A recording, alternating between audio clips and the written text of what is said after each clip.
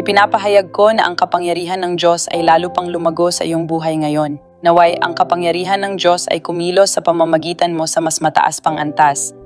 Matagal kong hinintay ang sandaling ito sa buong 30 taon ng aking buhay Kristiyano na mapabilang sa isang simbahan na lumalakad sa kapangyarihan ng Diyos tulad ng nasa aklat ng mga gawa.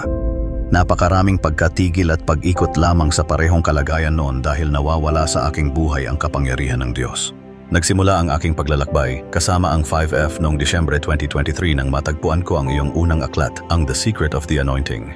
Maraming pagtutol mula sa kaaway laban sa pagbabasa nito, ngunit hindi ko lamang ito binasa. Kinain ko ito.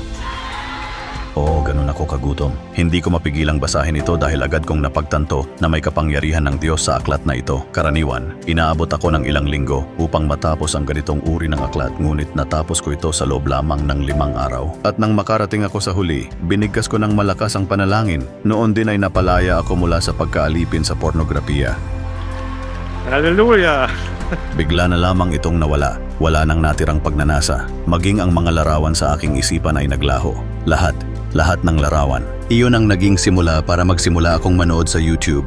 Hindi pa lumilipas ang 2 linggo nang mapagtanto kong kailangan kong maitanim ang aking sarili rito. Ito na ngayon ang aking espiritual na tahanan. Pinanood ko ang bawat video na makita ko at labis akong nagpasalamat na mayroon ng channel sa wikang Aleman. Mas mabilis akong natuto, lalong lumakas ang aking kagutuman at nagliyab ng matindi ang aking puso para kay Jesus. Nang i-anunsyo ang Arise and Shine Conference, ipinadala ko ang aking asawa at aking anak sa Los Angeles sa 5F. Nangyari ito noong service ng Linggo ng Pagkabuhay.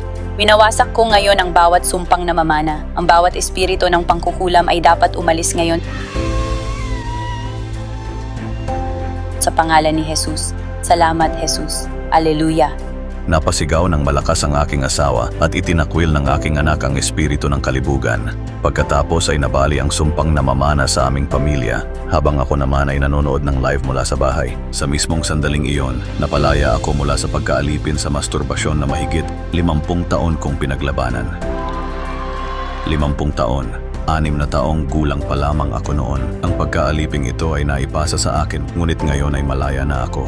Ang una kong live na event ay sa Netherlands noong nakaraang taon, kung saan ako ay gumaling mula sa hindi aktibong thyroid at naranasan ko ang supernatural na kagalakan at katapangang hindi ko kailanman naranasan noon. Apostle Catherine, sa iyong mga mata ay nakikita ko si Jesus. Naririnig ko siya sa iyong mga salita at nakikilala ko siya sa iyong mga gawa. Narito rin ako upang tanggapin ang impartasyon ng kapangyarihan ng Diyos, upang ang mga tao ay mapalaya, makaranas ng kagalingan, at upang lumaganap ang kaharian ng Diyos sa Germany.